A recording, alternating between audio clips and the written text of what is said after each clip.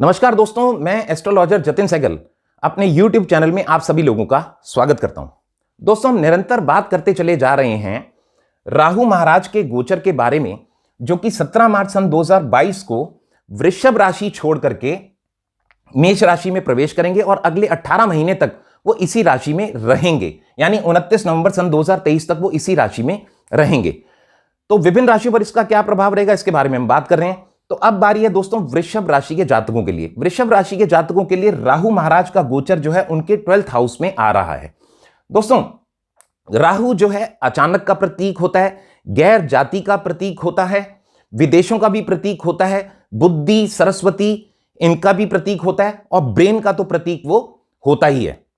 तो दोस्तों, जितने भी वृषभ राशि के जातक हैं उनके लिए राहु का गोचर उनके 12th हाउस में आएगा। 12th हाउस जो है विदेशों के लिए भी देखा जाता है, शैया सुख के लिए देखा जाता है, हॉस्पिटल और जेल के लिए भी देखा जाता है।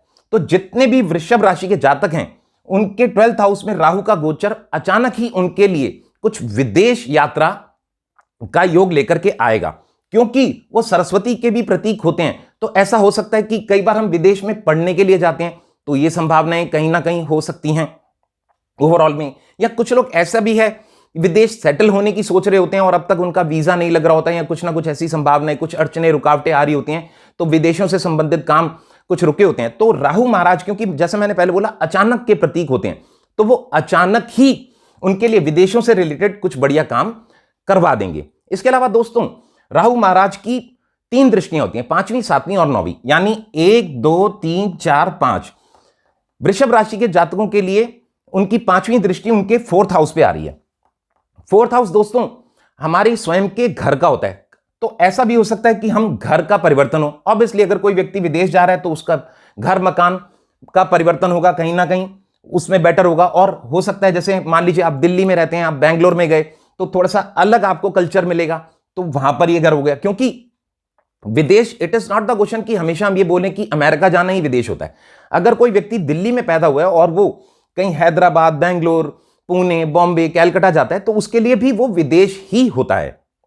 इसके अलावा दोस्तों, राहु महाराज की 7वीं दृष्टि उनके 6th हाउस पे आएगी। 6th हाउस क्या है कि कंपटीशन का भी होता है, हमारे कोर्ट केसेस का भी होता है। अगर क्या है, क्योंकि यहां पर जेल में, जैसे कोई व्यक्ति ऑलरेडी जेल में है या कुछ ऐसी संभावनाएं हैं, तो 6th हाउस से क्या होगा कि विन करेंगे वो और जेल से बाहर निकलने की संभावना होगी। या कोई ऑलरेडी कोई कोर्ट केस चल रहा होगा तो अचानक ही वो उनके फेवर में आ जाएगा।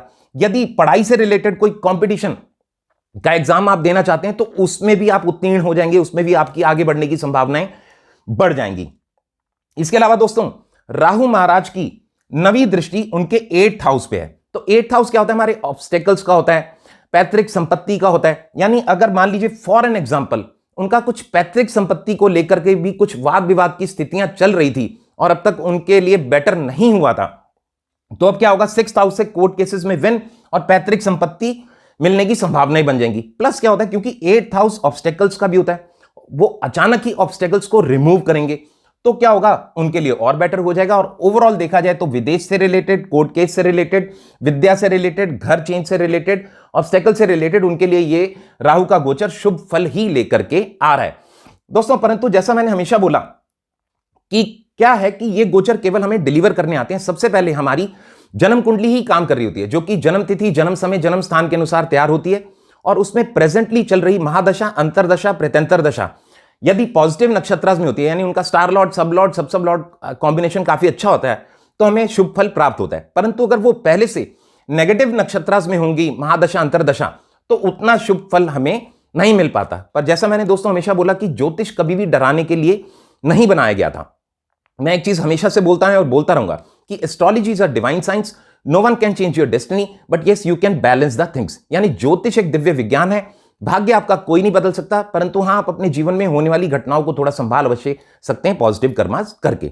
तो यदि वृषभ राशि के जातकों को लग रहा है कि ये राहु का गोचर अभी भी उनके लिए उतना अच्छा फल नहीं लेकर के आ रहा, तो उनके लिए बेटर ये रहेगा कि जब जब मौका मिले, या एवरी वेंसडे एंड सैटरडे, या जब भी मौका मिले, किसी भी कोढ़ी, अपाहिज, अपंग व्यक्ति को कुछ बढ़िया सा खाना अगर वो डोनेट करेंगे तो उनके लिए बेटर होता चला जाएगा। बाकी मेरी शुभकामनाएं वृषभ राशि के जातकों के साथ हैं। इसी के साथ मैं अपनी वाणी को विराम देता हूं। मैं astrologer Jatin Sehgal, YouTube channel. धन्यवाद।